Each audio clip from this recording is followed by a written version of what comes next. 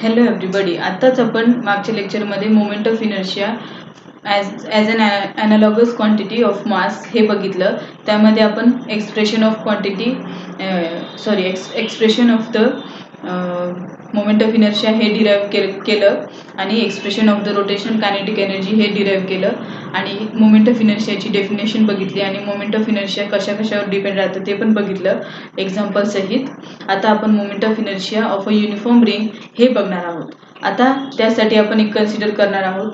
तसं तुम्ही इथे बघू शकता. सपोज ही रिंग आहे आणि ही रिंग जी आहे ती हॉलो आहे. सपोज बांगडी आपण घेतली. बांगडी घेतल्यावर मी जर तिला रोटेट केलं तर ती कशी रोटेट होईल.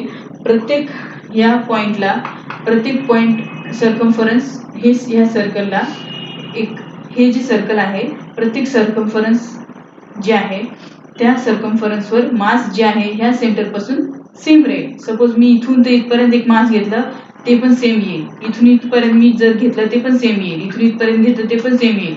म्हणजे प्रॅक्टिकली जे आहे मास जे आहे from the centre of the circle जे आहे to the circumference of the circle जे आहे ते सेम आहे. त्यामुळेच मग डिस्टन्स पण सेम राहील. म्हणून expression of uniform ring is mr². Okay. इथं हे बघा. The moment of inertia of a uniform ring is said to be uniform if mass of any body practically situated on the circumference of the circle, its entire mass is equal. म्हणजे the entire mass is equal from the center of the ring. Okay. And then also distance r is same for the ring at any point. म्हणजे कोणते पण पॉइंटला मास पण same राहील आणि distance पण. जर मास सेम असेल एंटायर मास जर सेम असेल सर्कम्फरन्सवर कुठल्या पण पॉइंटच्या बांगडीच्या कुठल्या पण पॉइंटवर जर आपण मास एक पॉइंट किंवा पार्टिकल कन्सिडर केलं तर त्याचे जर मास सेम असेल तर मग रेडियस जे आहे डिस्टन्स जे आहे r त्याच्या सेंटर पासून सर्कलच्या सेम असेल. म्हणून therefore the expression of moment of inertia of uniform ring is I is equal to mr². आता आपण moment of inertia for the disk बघूयात.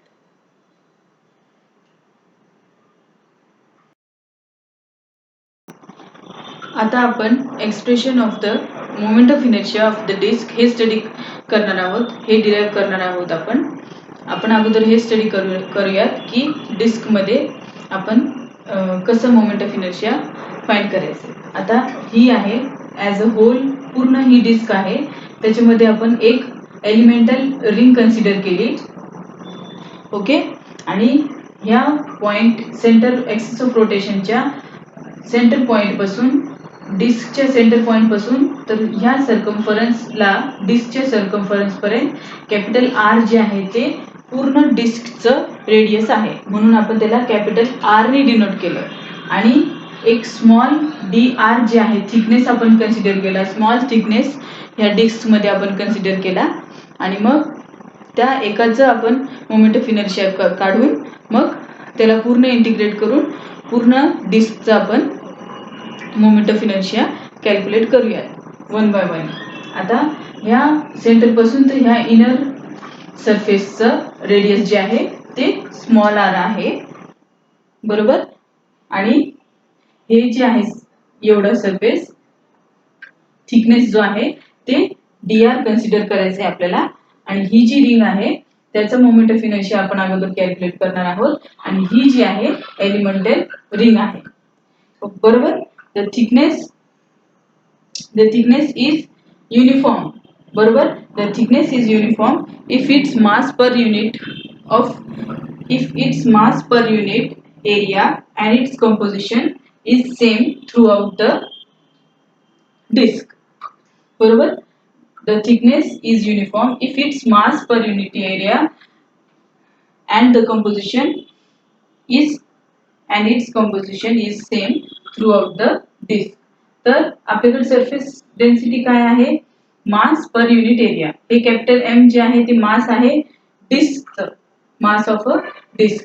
तर mass upon area, mass per unit area. तर surface density rho काय येईल आपल्याकडं, मास per unit area ते झालं.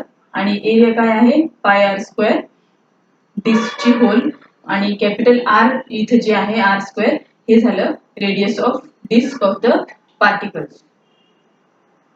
म्हणजेच डिस्क ऑफ पार्टिकल्स म्हणजे पार्टिकल्स जे आहेत, डिस्कचे पार्टिकल्स जे आहेत त्याचं रेडियस सेंटर पासून. तर आपण रेडियस ऑफ पार्टिकल्स डिस्क असं म्हणायचं आपल्याला. पार्टिकल्स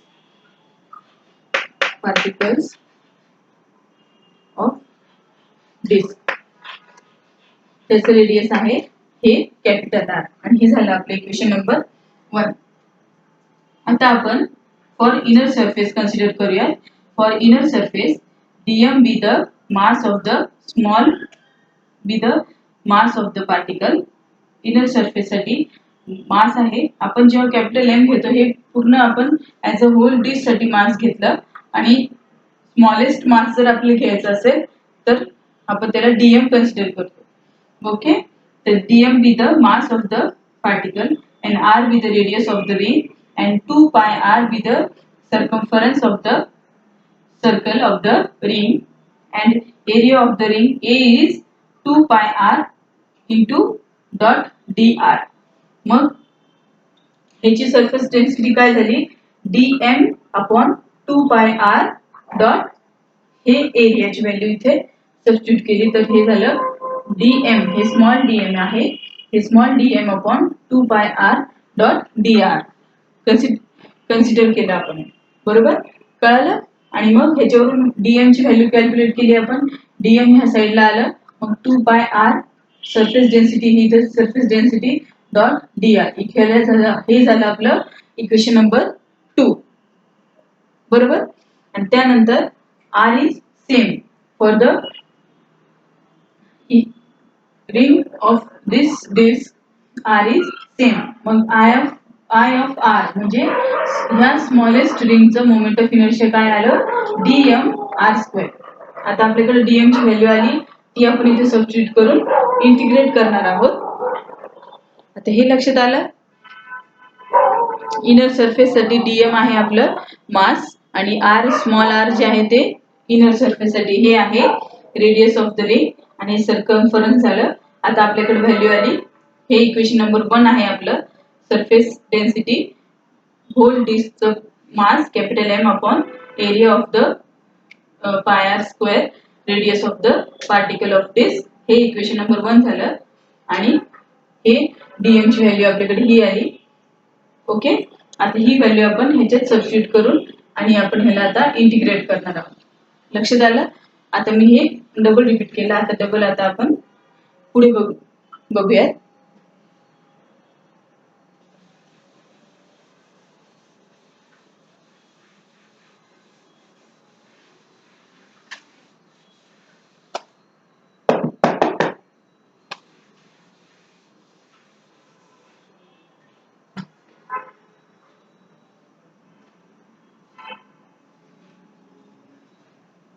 आता आपल्याला इंटिग्रेट करायचंय.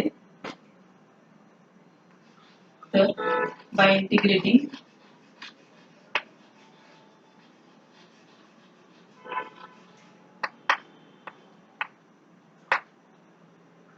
I is equal to integration over कुठून स्टार्ट करणार आपण, इथे ह्या सेंटर 0 पासून ह्याला कन्सिडर करूयात आपण O टू ह्या डिस्क पर्यंत बाहेर पर्यंत ह्या डिस्कच्या ह्या इनर सरफेस पर्यंत आपण r रेडियस आहे आपलं. पण इथे स्मॉल r हे नाही घेणार आपण, हे कॅपिटल R, कारण आपल्याला 0 टू कॅपिटल R म्हणजे पूर्ण डिस्कचा आपल्याला 0 टू कॅपिटल R चं इंटिग्रेट करून पूर्ण डिस्कचा आपल्याला मोमेंट ऑफ इनर्शिया हे कॅल्क्युलेट करायचं. तर आपण काय लिहिणार, by integrating I is equal to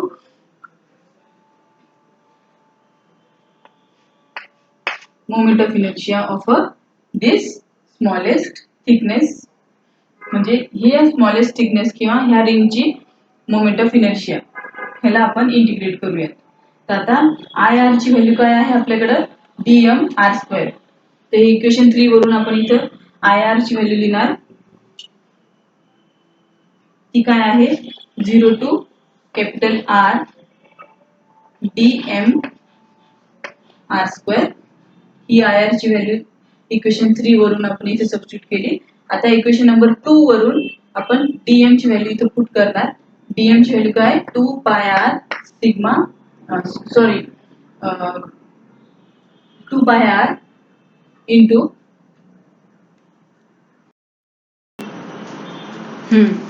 आता आपण सरफेस डेन्सिटी जी आहे सरफेस डेन्सिटीला मी चुकून रो म्हणले सॉरी, त्याला आपण ह्याला म्हणतो सिग्मा. सरफेस डेन्सिटी सिग्मा आहे, तर ती आपण इथे सबस्टिट्यूट करणार आहोत. डीएम ची व्हॅल्यू जी आहे 2 pi r sigma dot d r. आता ही व्हॅल्यू इथे सबस्टिट्यूट केल्यावर काय होईल integration over 0 to capital r as it is. आणि ह्या इक्वेशन नंबर 2 वरून मला डीएम ची व्हॅल्यू इथे सबस्टिट्यूट करणार मी 2 pi R into sigma into D R आणि हे R square as it is. बरोबर. मग आता काय होईल which is equal to 0 to capital R हे ॲज इट इज राहील आणि आपल्याकडे राहील 2 पाय सिग्मा हे आर आणि हे आर आर क्यूब होईल डी आर आर क्यूब. आता आपल्याला ह्याला इंटिग्रेट करायचं. तर आपल्याकडे फॉर्म्युला काय आहे integration over X raise to n plus 1 upon n plus 1 into बरोबर इंटू नाही डिवायडेड बाय n प्लस 1. म्हणजे ह्याचं इथे जी व्हॅल्यू असेल त्याला n प्लस 1 करणार आणि तेच n प्लस 1 आपण खाली घेणार. तर इथे काय येईल मग इथे n काय आपल्याकडं 3 आहे, तर 3 प्लस 1 इथे येईल मग 4 आणि इथे 3 प्लस 1 4 म्हणजे x रेज टू 4 अपॉन 4 आपलं असं इंटिग्रेशन येईल. बरोबर.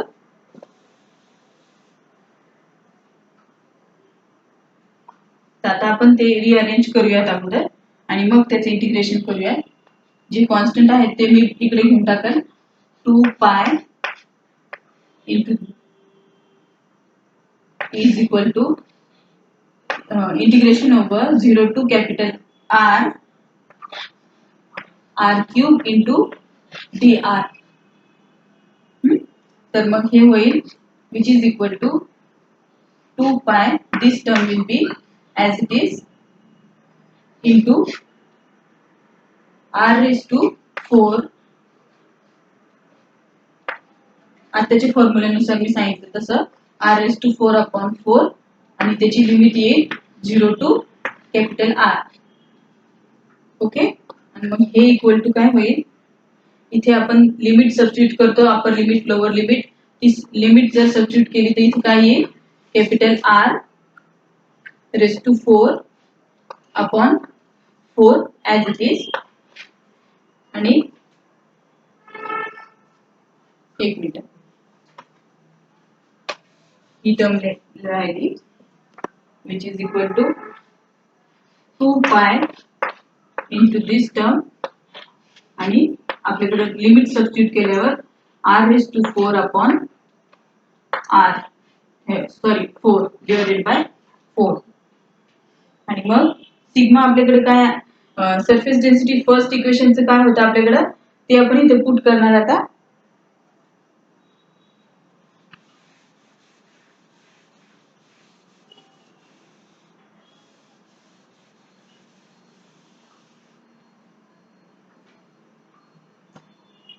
काय व्हॅल्यू दिली m upon capital R square. इथे इक्वेशन नंबर 1 आपलं जे होतं तुम्ही बघितलं असेल बरोबर. आपण सगळ्यात स्टार्टिंगला इक्वेशन नंबर 1 जे होतं ती सरफेस डेन्सिटीची व्हॅल्यू होती आपली ती capital m upon capital pi capital R square into pi. तर ती इथं आपण सबस्टिट्यूट करणार. तर आपल्याकडे येईल आय इज इक्वल टू हे 2 पाय जे आहे ॲज इट इज बरोबर आणि ती व्हॅल्यू काय आहे capital m upon pi R square आणि ही टर्म मग ॲज इट इज राहणार. ही टर्म मग इथे येईल ॲज इट इज. ती येईल capital R raise to 4 upon 4. बरोबर. मग आता काय होईल, इथे हे पाय आणि हे एक पाय कॅन्सल आउट होईल आणि हे आर रेज टू 4 हे आर रेज टू 4 इथे राहील कॅपिटल आर स्क्वेअर फक्त आणि मग हे होईल 2 1 जा आणि हे होईल 2 2 जा 4. मग काय राहील आपल्याकडे capital M capital R square divided by 2 म्हणजेच I is equal to 1/2 into capital M into capital R square. हे झालं आपलं moment of inertia, the expression for the moment of inertia of the disk.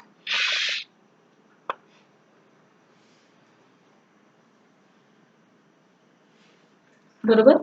आता काय आलं I is equal to, आता हे remaining आपण काय काय लिहिलं, M आपल्याकडे रिमेनिंग आहे M इंटू हे कॅपिटल R स्क्वेअर अपॉन हे 2 लिहिल्यावर इथे हाफ आपण इकडे घेतलं रिअरेंज केल्यावर मग आपल्याकडे काय आलं expression of moment of inertia of disc काय आलं हाफ mr स्क्वेअर.